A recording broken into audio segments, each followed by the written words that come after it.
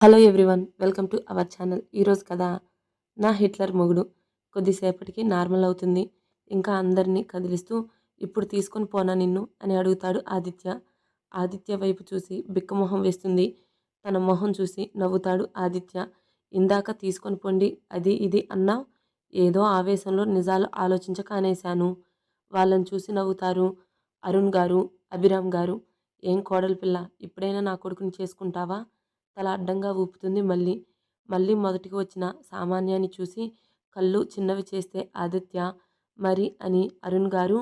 ఏమైంది మా అని అభిరామ్ గారు అడుగుతారు. నా వల్ల ఎందుకు అందరి సమస్యల్లో పడాలి నాన్న?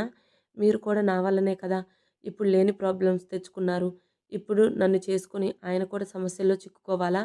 వాళ్ళు మంచివాళ్ళు కాబట్టి దారిన పోయే దరిద్రాన్ని వాళ్ళు నెత్తిన పెట్టుకుంటున్నారు సామాన్య అని అరుణ్ గారు, అభిరామ్ గారు అంటారు. వదిన, ఏంటి ఈ మాటలు అని దేవిక నొచ్చుకుంటూ బాధగా అంటుంది. మాటలు కాదు, నిజమే కదా దేవిక. నా వల్ల ఎవరికి సంతోషం ఉంది? సంబంధం లేని మీరు ఎందుకు ప్రాబ్లంలో పడాలి? ఇప్పటికీ మీకు ఉన్న సమస్యలు మీకు ఉన్నాయి. మళ్ళీ నేను మీకు ఒక తలనొప్పి కావాలా? నువ్వు మాకు ఎప్పటికీ బరువు కావు తల్లి. ఒకవేళ ఈ పెళ్లి జరగకున్నా మీ నాన్నతో కలిసి ఎప్పుడో నీ బాధ్యత తీసుకున్నాం. నిన్ను కాపాడి ఇప్పుడు మాకు కొత్తగా వచ్చే ఇబ్బందులు ఏం లేవు. ఇంకా మాతో ఉంటే ఎక్కడ పక్కనే ఉండి చూసుకుంటాం. లేకుంటేనే కష్టం. అయినా ఇష్టంగానే చూస్తాం మేము. ఏం ఆదిత్య? మనం చెప్తే కాదు కదా నాన్న, ఆ మేడం గారు ఆలోచించాలి కదా. వాళ్ళ వైపు చూసి ఏం మాట్లాడలేకపోతుంది సామాన్య. వదిన ప్లీజ్, నా కోసం అయినా ఒప్పుకో. నువ్వంటే నాకు ఎంత ఇష్టమో తెలియదా నీకు అని సామాన్య గడ్డం పట్టుకుని బ్రతిమలాడుతుంది దేవిక. వాళ్ళు తమ మీద చూపిస్తున్న అభిమానానికి సామాన్యకి తన మీద తనకే గిల్ట్ ఫీలింగ్ వస్తుంది. అయినా తనని అంత బ్రతిమలాడాల్సిన అవసరం కూడా లేదు. కానీ కుటుంబం మొత్తం తన కోసం ఎదురు చూస్తుంది అని చూస్తుంటే, తను సాగిస్తున్నది అని తన మీద తనకే అనిపిస్తుంటే ఆలోచిస్తూ ఉంటుంది. అంతేనా? మరి ఇప్పుడైనా ఒప్పుకుంటావా తల్లి పెళ్ళికి? నా పెళ్ళి అయితే అటు నాన్న హ్యాపీ, ఇంట్లో వాళ్ళకి నా అడ్డు ఉండదు, ఇటు వీళ్ళు హ్యాపీగా ఉంటారు అనుకొని ఒకసారి ఆదిత్య వైపు చూసి అరుణ్ గారి వైపు తిరిగి, ఎలా ఒప్పుకుంటా మామయ్య గారు, మీ అబ్బాయికి ఇష్టం లేకుండా ఆదిత్య అన్నాడా అంటూ మళ్ళీ ఆయన్ని సామాన్య ఏమని పిలిచిందో గుర్తు చేసుకొని ఆయన అభిరామ్ మొహంలో నవ్వు వస్తుంది. ఇద్దరు సామాన్య వైపు చూస్తే నవ్వి తలదించుకుంటుంది. దేవికకి కూడా అర్థమై వీళ్ళెప్పుడు మాట్లాడుకున్నారు అని ఆలోచిస్తుంది. విజయ్ ఆ మాట పట్టించుకోకుండా వీళ్ళెప్పుడు కలిసి మాట్లాడుకున్నారు అని ఆలోచిస్తూ ఉంటాడు. ఆయన ఎందుకంటారు? ఆయన వాళ్ళ దగ్గరికి వాళ్ళు అంత కిలాడీలే కదా అని అప్పుడు అన్న మాటలు దెప్పుతూ తన వైపు సీరియస్గా చూస్తున్న ఆదిత్యాన్ని ఓరగా చూస్తూ అంటుంది. అప్పుడేంటి ఇప్పుడు కూడా అంట, అయితే ఏంటి? సర్రున ఆదిత్య వైపు చూసి, చూసారా ఎలా అంటున్నారో? నేనంటే అసలు ఇష్టమే లేదు. ఏదో మీకోసం ఒప్పుకుంటున్నారు మీ అబ్బాయి గారు అసహనంగా. అసలు మీ ప్రాబ్లం ఏంటి సామాన్య అని గంభీరంగా అడుగుతాడు. మొహం పక్కకు తిప్పి మాట్లాడదు. గట్టిగా ఊపిరి తీసుకొని పక్కన ఉన్న విజయ్తో, నీ చెల్లికి చిన్నప్పుడు తలకి ఏమైనా దెబ్బ తగిలిందా బావా? ఆదిత్య వైపు చురుగ్గా చూస్తుంటే అసలు పట్టించుకోకుండా, మరి నిమిషానికి ఒక తిక్క తిక్క మాటలు మాట్లాడుతుంది కదా, ఒకసారి చూపిద్దాం, ఎలాగో హాస్పిటల్లోనే ఉన్నాగా, నాకేం తిక్కలేదు అని కోపంగా అంటుంది. మరి ఇలా మాట్లాడితే తిక్క అనే అంటారు అభిరామ్ గారు. అరుణ్ గారు నవ్వుకొని సైగ చేసుకొని, ఆదిత్య, నా కోడలి పిల్లకి కోపం ఉంది నీ మీద, మా మీద కాదు. అదేదో నువ్వే తీర్చుకొని పెళ్ళికి ఒప్పించుకో అని సామాన్య వైపు చూస్తే చిన్న స్మైల్ ఇస్తుంది. ఆదిత్య వాళ్ళ వైపు చూసి ఇందాక తన పిలుపు గుర్తు చేసుకుంటాడు. అభి, పదరా మనం పెళ్లి పనులు చూసుకుందాం. నవ్వి సామాన్య తల నిమిరి బయటికి వెళ్తారు. అర్థం కాకుండా ఉన్న విజయ్ని దేవిక బయటికి లాక్కొని పోతుంది. ఆదిత్య సామాన్య వైపు అడుగులు వేస్తాడు. సామాన్య లేచి పక్కనకి వెళ్దాం అనుకుంటుంది. కానీ కాళ్ళు నొప్పికి పైకి లేచి కూడా మళ్ళీ కూలబడుతుంది. హేయ్ చిన్నగా, ఎందుకు ఇప్పుడు లేస్తున్నావు? ఆదిత్య వైపు చూడకుండా దిక్కులు చూస్తూ, మీకు నేను ఇష్టం లేదుగా అంటుంటే ఆదిత్య తన్ని ఉన్నపలంగా రెండు చేతుల్లోకి తీసుకుంటాడు. సామాన్య భయంతో ఏం చేస్తున్నారు అంటుంటే, చుప్ అని బయటికి తీసుకుని వెళ్తాడు. బయట ఉన్న వాళ్ళు వీళ్ళని చూస్తుంటే, నాన్న మేము వస్తాం, మీరు వెళ్ళండి అని వాళ్ళు తిరిగి అడిగే ఛాన్స్ ఇవ్వకుండా సామాన్యతో బయటికి నడుస్తాడు. అప్పటికి బయట న్యూస్ ఛానల్స్ అన్నిటికీ క్లియర్ చేస్తారు. తను ఎత్తుకుని వెళ్తున్న ఆదిత్యాన్ని చూస్తూ, ఇందాక మీరు చెప్పింది అబద్ధం కదా అని ఆదిత్య కళ్ళలోకి చూసి అడుగుతుంటే, ఏ విషయం అన్నట్టు కనుబొమ్మలు ముడిస్తే, అదే ప్రేమ అని ఎటో చూస్తుంది. సామాన్య అభిరామ్ మీద లేకపోవచ్చు, కానీ సామాన్య ఆదిత్య మీద ఉంది, ఎప్పటికీ ఉంటుంది, పదిలంగా ఉంటుంది కూడా అని నమ్మకంగా తడబాటు లేకుండా చెప్తాడు. అంత డైరెక్ట్గా నా భార్యగా ప్రేమిస్తాను, పదిలంగా చూసుకుంటాను అని చెబుతుంటే ఇంకా ఎందుకు సంకోచిస్తుంది? ఏ ఆడపిల్లకైనా చేసుకోబోయేవాడు తన్ని ప్రేమిస్తాడు, ప్రాణంగా చూసుకుంటాడు అనే ధైర్యం, భరోసా అతని నుంచి వస్తే ఇంకేం కావాలి? ఆదిత్యాని అలానే చూస్తూ అతని రూపాన్ని మనసులో నింపుకుంటూ చేతుల్ని అతని మెడ చుట్టూ హారంలా వేసి భుజం మీద తలవాల్చి అతన్నే చూస్తుంది. సామాన్య వైపు చూపు తిప్పితే ఆర్తి నిండిన కళ్ళతో అతన్ని చూస్తూ కనిపించింది. ఆదిత్య పెదవుల్లో చిన్న నవ్వు. తిన్నగా సామాన్యాన్ని తీసుకొని వచ్చి తన కారులో ఫస్ట్ సీట్లో కూర్చోబెట్టి దూరం జరుగుతుంటే సామాన్య జుట్టు ఆదిత్య షర్ట్ బటన్స్కి చిక్కుకుంటే దూరం జరిగేది కాస్త వెళ్ళి షర్ట్ బటన్స్ తీసి ఉన్న ఆదిత్య చెస్ట్ మీద పెదవులు తాకిస్తుంది. అటు ఆదిత్యలో ఇటు సామాన్యలో అలజడి. వెంటనే ఇద్దరు తేరుకొని దూరం జరుగుతుంటే సామాన్య జుట్టు పట్టుకొని ఆ అని అంటుంది. సామాన్య, చిన్నగా ఉండు, నేను తీస్తాను. అయినా ఎప్పుడు ఇలాగే తగిలించుకుంటావు ఎందుకు అని బటన్కి చిక్కుకున్న జుట్టును తీస్తాడు. థ్యాంక్స్ అండి అని ఆదిత్య కళ్ళలోకి చూస్తూ సడన్గా ఆ రోజు మీరే కదా అని అనుమానంగా చూస్తుంది. నాకేం తెలుసు అని సామాన్య వైపు కార్ డోర్ తీసి వేసి తిరిగి చిన్నగా నవ్వుతాడు. అతని మదిలో మెదిలింది మొదటిసారి సామాన్యాన్ని చూసిన చిత్రం. నాట్యం చేస్తూ సామాన్య కళ్ళలో కూడా ఒక స్పార్క్. ఆదిత్య వచ్చి కార్ స్టార్ట్ చేస్తుంటే అతని వైపే చూస్తుంది. తన వైపు చూడకుండా, ఏంటి మేడం ఓపెన్ సైడ్ కొడుతున్నారు? ఇన్ని రోజులు నేను చూసిన మనిషి ఆ రోజు చూసిన మనిషినా అని చూస్తున్నా. సామాన్య వైపు ఒక లుక్ ఇచ్చి, కాదు రాక్షసుడినిలే అని మళ్ళీ ముందు చూస్తుంటే, ఏంటి కోపం వచ్చిందా ఏంటి ఈయనకి అనుకుంటూ మళ్ళీ ఎక్కడికి తీసుకుని వెళ్తున్నారు? చెప్తే కానీ రావా? కడవరకు మీతో నడవడానికి సిద్ధపడ్డదాన్ని ఇప్పుడు రాలేనా అని ఆదిత్య వైపు ఓరగా చూస్తూ అంటుంది. ఆదిత్య కూడా తన వైపు అలానే చూసి, ఇప్పుడు ఎలా ఉంది? హా, పర్లేదు అంటూ తన చీర కొంగుని స్పృహ వచ్చినప్పటి నుంచి భుజం చుట్టూ వేసుకుని ఉన్నది సరి చేసుకుంటుంది. అది చూసిన ఆదిత్య, ఎందుకు ముసలంలా కొంగు కప్పుకున్నావు? చిన్నగా తల ఊపి, ఏం లేదు అని ముందుకు చూస్తూ చీర సరి చేసుకుని భుజం మీద చిన్నగా చేత్తో రుద్దుకుంటూ ఉంటుంది. ఆదిత్యకి ఏదో గుర్తొచ్చి మొహం కోపంగా మారితే స్టీరింగ్ మీద చేయి బిగించి డ్రైవింగ్ స్పీడ్ పెంచుతాడు. సామాన్య ఆదిత్యాని అలా చూసి కార్ స్పీడ్ చూసి భయం వేసి స్టీరింగ్ మీద ఉన్న ఆదిత్య చేతి మీద తన చేయి వేస్తుంది భయంగా. సామాన్య వైపు చూసి తన కళ్ళల్లో భయాన్ని చూసి కోపాన్ని తగ్గించుకొని కార్ సైడ్కి ఆపుతాడు. సామాన్య భయంగా చెయ్యి తీస్తుంటే తనని మొత్తంగా ఒడిలోకి తెచ్చుకుంటాడు. ఏం ఆలోచించకుండా తను ఇంకా నుంచి తన మనిషి అని. ఆదిత్య గారు ఏం చేస్తున్నారు అని దూరం జరగాలి అని చూస్తుంటే తన నడుం చుట్టూ చెయ్యి వేసి భుజం మీద తలపెట్టి కళ్ళు మూసుకొని, కాసేపు కదలకు అని గంభీరంగా చెప్తాడు. సామాన్యకి కంగారుగా ఉంటుంది. ఆదిత్య వెచ్చటి ఊపిరి మెడ మీద తాకుతూ అతని చేతులు తన నడుమును తాకుతాయి. కష్టంగా నోరు విప్పి ఆదిత్య గారు అని పిలిచింది. మళ్ళీ పలకలేదు. కానీ తన భుజం మీద ఉన్న చీర పక్కకి అంటాడు నోటితో. ఏం చేస్తున్నారు అని గట్టిగా అంటుంది కొంగు పట్టుకొని. ఆదిత్య ఏం పట్టనట్టు చీర భుజం మీద నుంచి జరిపితే అక్కడ జాకెట్ చిరిగి గోర్లతో గీసుకొని పోయి ఎర్రగా అయినది కనిపిస్తుంది.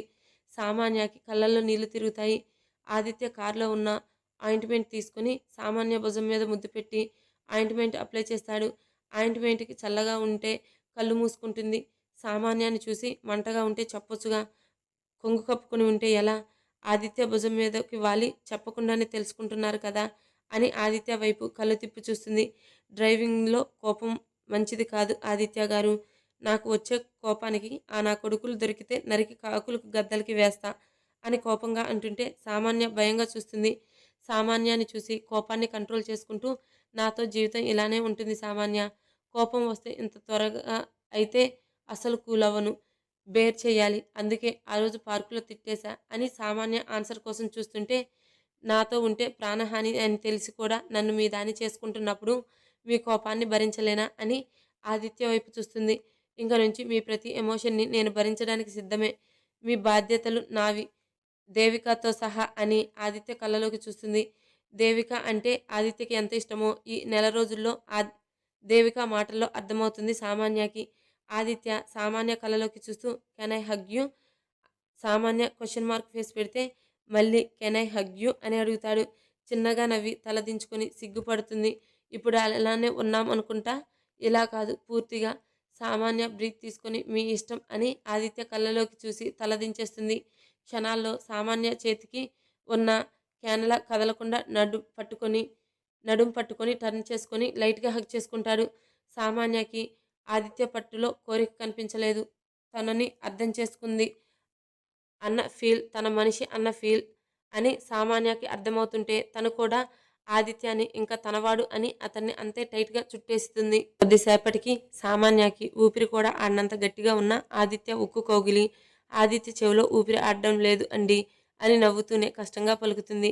ఆదిత్య వదిలి తన్ని సీట్లో కూర్చోబెట్టి సీటు బెల్ట్ పెట్టి బేర్ చేస్తాను అన్నావుగా డైలీ బేర్ చేయాల్సిందే అని చిలిపి కళ్ళతో నవ్వి ఐవింగ్ చేస్తాడు. బావు అర్థానికి పాప గుండె చిన్న జర్కిస్తుంది. సామాన్య ఎక్స్ప్రెషన్కి నవ్వుకొని కార్ స్టార్ట్ చేస్తాడు ఆదిత్య. సామాన్య ఆదిత్య నవ్వుకి అతని నుంచి తల తిప్పి బయటకు చూస్తుంది కానీ తెలియకుండానే తన బొగ్గలు పింక్ కలర్లోకి మారి అట్రాక్టింగ్గా ఉంటుంది. ఆదిత్య సామాన్య వైపు చూసి ఈ దెబ్బ రేపు పెళ్లి ఫోటోల్లో కనపడి జీవితాంతం గుర్తొస్తుందేమో. చిన్న దెబ్బనే తగ్గిపోతుంది. అయినా గుర్తొస్తే ఏముంది నన్ను మీకు దగ్గర చేసింది కదా అని నవ్వుతూ రోడ్డు వైపు చూస్తుంది. వాళ్ళు హాస్పిటల్ నుంచి స్టార్ట్ అయ్యేటప్పుడు మసకగా ఉంటే ఇప్పుడు టైం 7 అని చీకటి పడిపోతుంది. ఎక్కడికండి వెళ్ళేది? మనం ఇది మా ఇంటి రూట్ కాదు కదా అని మళ్ళీ అడుగుతుంది. ఆన్సర్ ఇవ్వకుండా మళ్ళీ కార్ పక్కకు ఆపుతుంటే సామాన్య మళ్ళీ ఏం చేస్తాడు అని బిక్కమొహం వేసుకొని చూస్తుంది. సామాన్యాని అలా చూసి నవ్వుకొని కార్ దిగి వెళ్తాడు. ఎదురుగా చూసిన సామాన్యకి ఫుడ్ ట్రక్ దగ్గరికి వెళ్తున్న ఆదిత్య కనిపించి మనసులో ఏదో ఫీలింగ్. అది బాధ కాదు కానీ ఆనందానికి మించింది. తన గురించి ఆలోచించే తనవాడు అని. వాళ్ళకి ఏం కావాలో ఆర్డర్ ఇచ్చి వాటర్ బాటిల్తో సామాన్య వైపు వచ్చి ఇక్కడే తింటావా లేక వద్దు ఇక్కడే తింటాను సరే హ్యాండ్ వాష్ చేసుకో అని కార్ డోర్ ఓపెన్ చేసి సామాన్య హ్యాండ్ చూసి తీయకుండానే తీసుకొచ్చి వచ్చేశాను. ఇక్కడ ఆగరు ఎత్తుకొచ్చేశారుగా అని అంటుంది నవ్వి. నేను తీసేస్తానులే అని సామాన్య చేయి తీసుకుంటే మీకు తెలుసా క్యాన్లా తీయడానికి మెడిసిన్ కాదు కదా నర్సు కూడా అవసరం లేదు బేసిక్స్ తెలిస్తే చాలు పాప అని కార్లో ఉన్న ఫస్ట్ ఎయిడ్ కిట్ నుంచి కాటన్ తీసి చిన్నగా క్యాన్లా తీస్తుంటే సామాన్యకి నొప్పిగా ఉండి అమ్మ అని ఏడుస్తుంది. సామాన్య ఏడుపు చూసి ఫాస్ట్గా తీసేసి కాటన్తో ఒత్తి పట్టుకొని సామాన్యాన్ని గుండెలకి హత్తుకొని తల నిమురుతాడు. కొంచెం సేపటికి సామాన్యకి నొప్పి తగ్గితే ఆదిత్య కౌగిలి నచ్చి తన చుట్టూ మరో చెయ్యి వేస్తుంది.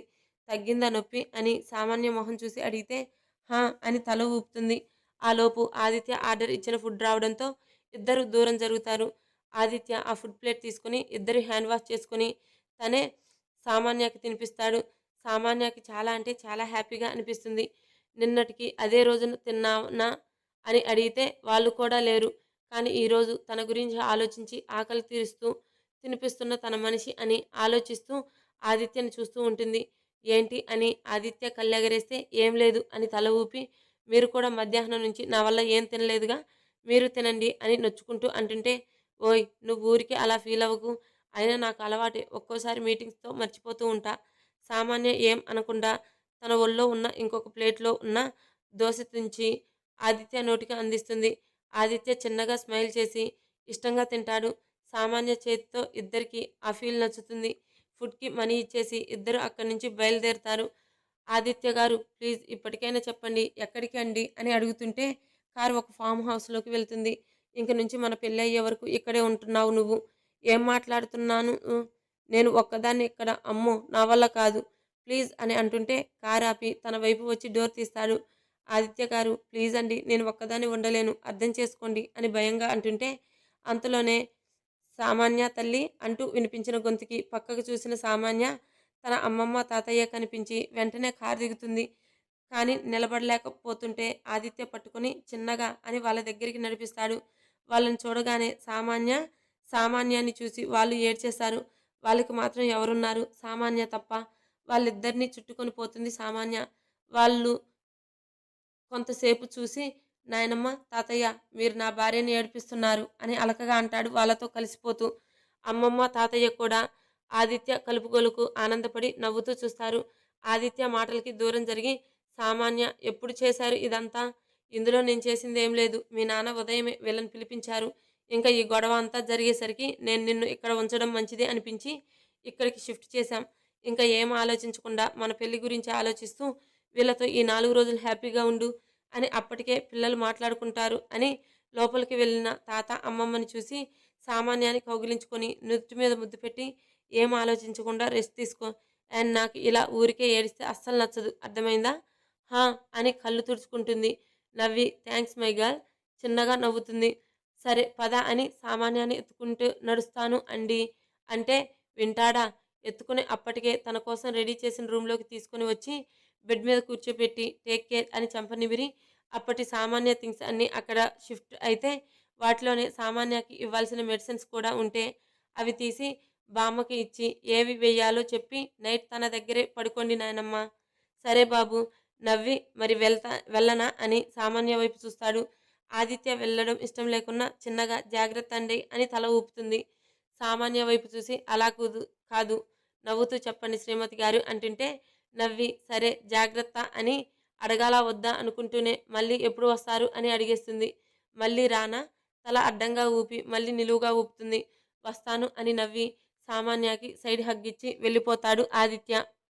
మరి వీళ్ళ ముందు ముందు రోజుల్లో ఎన్ని కష్టాలు అనుభవిస్తారో ఏంటో. పెళ్ళైతే చేసుకోవాలని నిర్ణయించుకున్నారు. స్టోరీ కనుక నచ్చితే ప్లీజ్ లైక్ చేయండి. సబ్స్క్రైబ్ చేసుకోవడం మాత్రం మర్చిపోవద్దు. Thank you.